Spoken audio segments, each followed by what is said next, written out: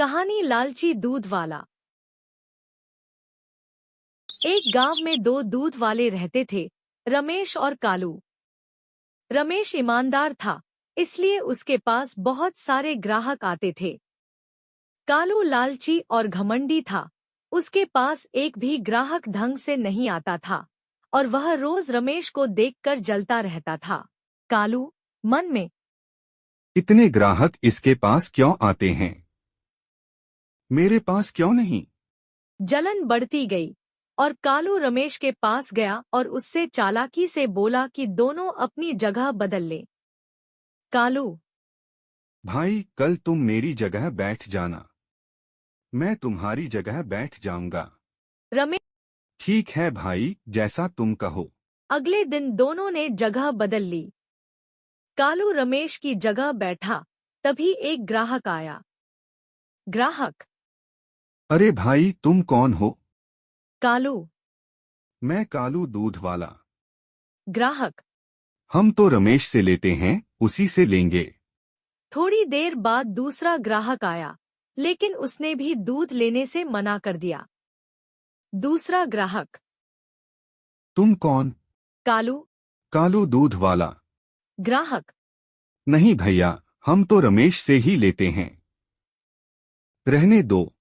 अब कालू बुरी तरह चिढ़ गया और उसने मन में ठान लिया कि वह रमेश को बदनाम करेगा।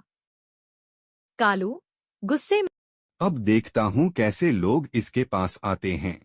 अगली सुबह जब रमेश दूध निकालकर नहाने गया, तभी कालू चुपके से उसकी डेयरी में घुसा और दूध में मेंढक डाल दिया।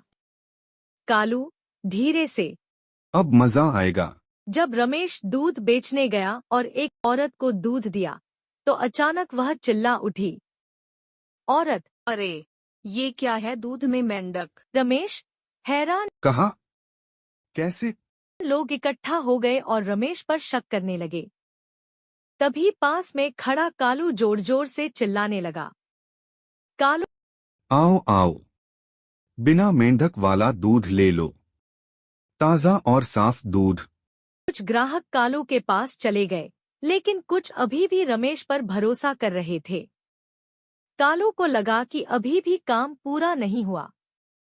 कालू मन में, अभी आधे ही आए हैं, इसे और बदनाम करना पड़ेगा।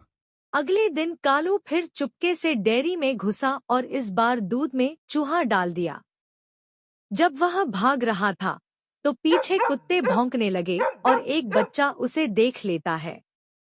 बच्चा, ये कौन भाग रहा है। अरे ये तो कालू चाचा हैं, ये यहाँ क्या कर रहे थे। बच्चा जब रमेश दूध देने गया, तो एक आदमी ने पहले ही शक जताया।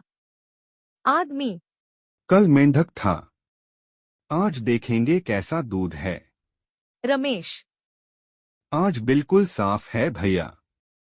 जैसे ही दूध देखा गया, उसमें चूहा निकला और लोग गुस्से में आ गए। ग्राहक, ये क्या है, अब हम तुमसे कभी दूध नहीं लेंगे। अब सारे ग्राहक कालू के पास चले गए। रमेश बदनाम हो गया और मजबूरी में घर घर जाकर दूध बेचने लगा, लेकिन कोई भी उससे दूध नहीं खरीदता था। रमेश, दूध ले लो।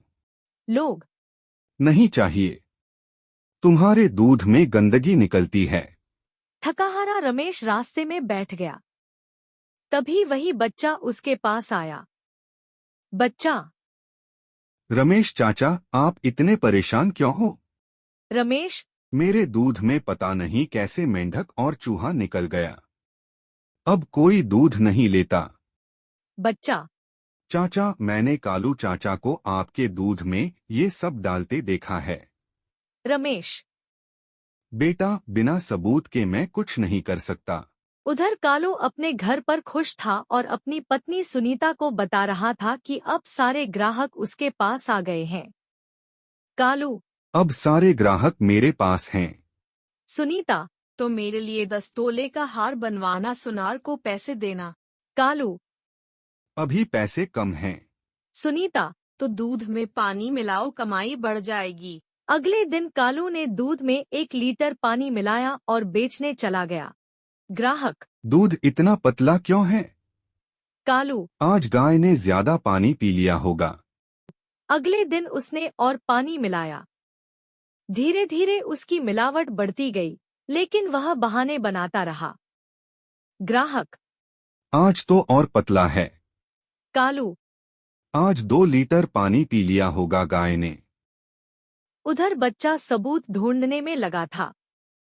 अगले दिन वह कालू के घर के पास छुप गया और देखता रहा। बच्चा। आज इसे रंगे हाथों पकड़ूंगा। कालू अपनी पत्नी सुनीता के साथ दूध में पानी मिला रहा था। तभी बच्चा जोर से चिल्ला पड़ा। बच्चा। आओ सब लोग, देखो, ये दूध में पानी मिला रहा है। चिल्लाकर गांव वाले इकट्ठा हो गए और सबने अपनी आंखों से देख लिया। बच्चे ने फिर पूरी सच्चाई भी बता दी। बच्चा। इसी ने रमेश चाचा के दूध में मेंढक और चूहा डाला था। गांव वाले। इसे पंचायत में ले चलो। पंचायत में कालू और उसकी पत्नी सिर झुकाकर खड़े थे। अब सच्चाई सामने आ चुकी थी। पंचायत। तुमने बहुत गलत किया है कालू। कालू। शर्म मुझसे गलती हो गई। से गांव वाले कालू को बुरा भला कहने लगे और उसे सजा दी गई। अगले दिन से सभी ग्राहक फिर से रमेश के पास जाने लगे। गांव वाले। ईमानदार का साथ देना चाहिए। रमेश की ईमानदारी जीत गई और कालू को अपने लालच की सजा मिल गई। सीख। लालच इंसान को गिरा देता है, लेकिन ईमानदारी हमेशा जीतती है। वीडियो अच्छी लगी तो लाइक सब्सक्राइब जरूर करें।